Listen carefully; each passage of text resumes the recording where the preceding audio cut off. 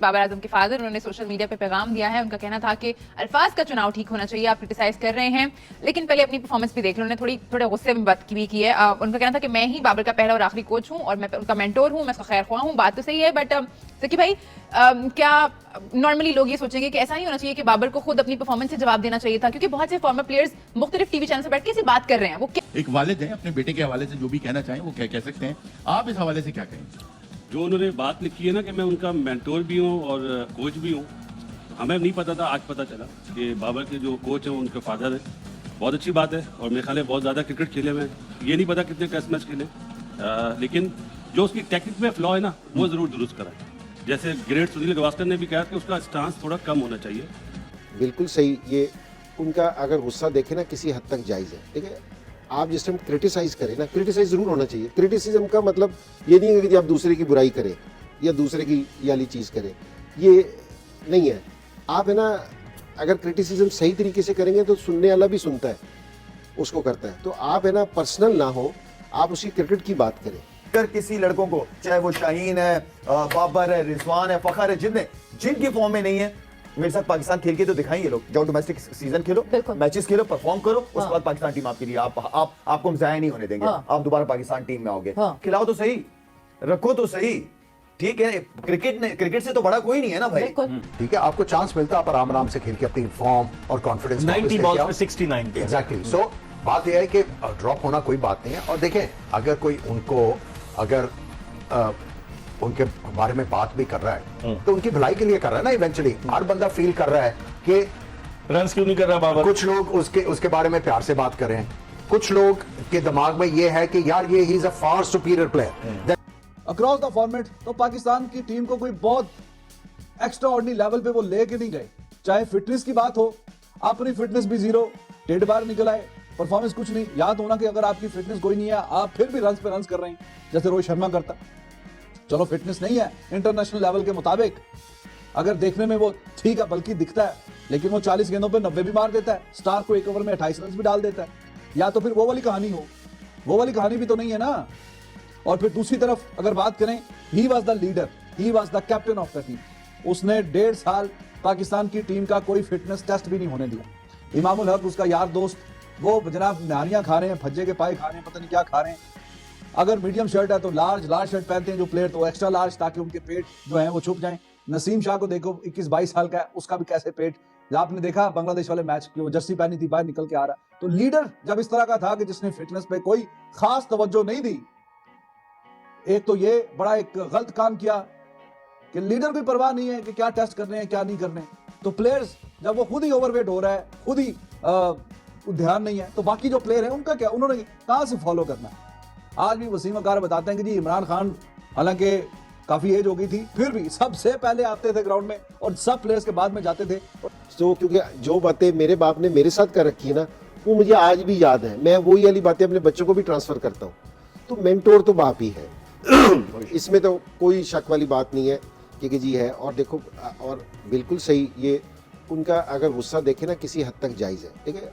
आप जिस time criticise करें ना, क्रिटिसाइज जरूर होना चाहिए। क्रिटिसिज्म का मतलब ये नहीं है कि आप दूसरे की बुराई करें या दूसरे की ये वाली चीज़ करें, ये नहीं है। आप है ना अगर क्रिटिसिज्म सही तरीके से करेंगे तो सुनने वाला भी सुनता है, उसको करता है। तो आप है ना पर्सनल ना हो, आप उसकी क्रिकेट की बात करें, ठीक है। और इस चीज़ को करना चाहिए कि जी अगर किसी के अल्फाज ऐसे हैं जो, जिस तरह कुछ क्रिकेटर्स ने अभी हारने के बाद जो लैंग्वेज इस्तेमाल की है पाकिस्तान टीम के मतलब, ठीक है कि जी आप बुरा खेल रहे हो।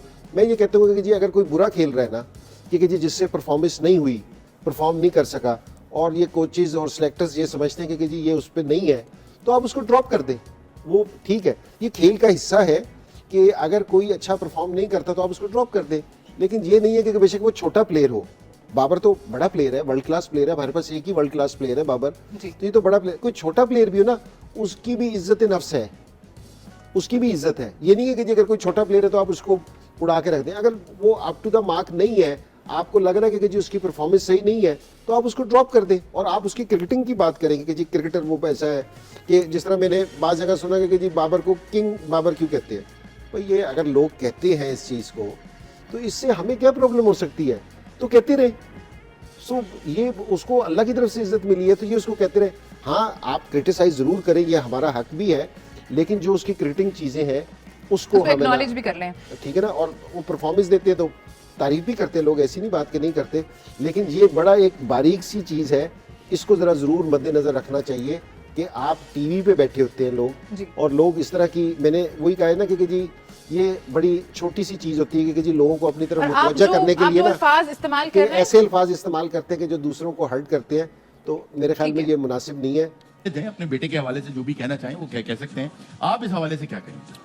जो उन्होंने बात लिखी है ना कि मैं उनका मेंटोर भी हूँ और कोच भी हूँ, हमें नहीं पता था, आज पता चला कि बाबर के जो कोच हैं उनके फादर हैं। बहुत अच्छी बात है, और मेरे ख्याल है बहुत ज़्यादा क्रिकेट खेले हुए हैं। ये नहीं पता कितने टेस्ट मैच खेले, लेकिन जो उसकी टेक्निक में फ्लॉ है ना वो ज़रूर दुरुस्त कराएं। जैसे ग्रेट सुनील गावस्कर ने भी कहा कि उसका स्टांस थोड़ा कम होना चाहिए। तो मेरी इस प्रोग्राम से रिक्वेस्ट है, अंकल ही बोल सकता हूँ मैं तो, कि अंकल आप उसकी टेक्निक पे काम करें। बाकी जो बातें आपने लिखी हैं वो जवाब देना इसलिए मुनासिब नहीं समझूंगा कि फादर है, सही। और फादर ने अपनी दिल की जबान बोली है। माइट भी हो सकता है वो सही बोल रहे हो, लेकिन इसको सही करना अब बाबर के हाथ में। जिस तरह उन्होंने कहा ना डोमेस्टिक में या पीएसएल में वो अच्छा परफॉर्म करेगा, गुड लक है, गुड लक टू हिम कि वो अच्छा परफॉर्म करे, जी हाँ, जैसे कोई कोच साहब ने बोला। Best of luck to him. अच्छा कामरान, उन्होंने ये कहा कि मैं बतौर सिर्फ फादर बात नहीं कर रहा, बल्कि मैं पहला और आखिरी कोच भी हूं उनका, और मैं उनका स्पोक्स पर्सन भी हूं। यानी ये बात अगर वो कर रहे हैं तो वो बतौर बाबर आजम भी बात कर रहे हैं।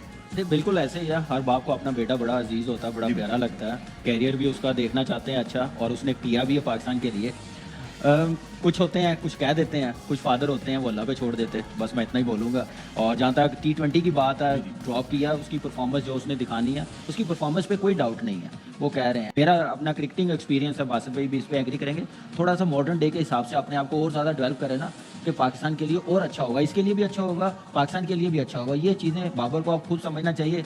जहाँ तक अदारे की बात है, ड्रॉप करना, कैब मिलने के बावजूद भी, मेरा नहीं ख्याल कोई फादर या ब्रदर किसी प्लेयर्स का ऐसे पोस्ट लगाए, वो अच्छी चीज़ नहीं। अदारे नमस्कार दोस्तों, हिंदुस्तान एंटरटेनमेंट लाइव चैनल में आपका बहुत बहुत स्वागत है। और दोस्तों, इस वक्त की जो ब्रेकिंग न्यूज़ है, जो खबर मैं आपको बताने जा रहा हूँ, वो पाकिस्तान के जो फॉर्मर क्रिकेटर अभी खेल रहे हैं इस टाइम पर, बाबर आजम, उनको लेकर है, जो कि बड़ी खबर सामने आई है। बाबर आजम को पीसीबी ने T20 के स्क्वाड से हटा दिया है, और बाबर आजम को काउंटी क्रिकेट या रणजी, जैसे इंडिया में रणजी होता है वैसे वहाँ में क्रिकेट होती है, तो वहाँ खेलने के लिए कहा है कि जब तक बाबर फॉर्म में नहीं आते हैं तब तक वो वहीं क्रिकेट खेलें, जब फॉर्म में आएंगे तो उनका नंबर फिर पाकिस्तान की टीम में लगेगा।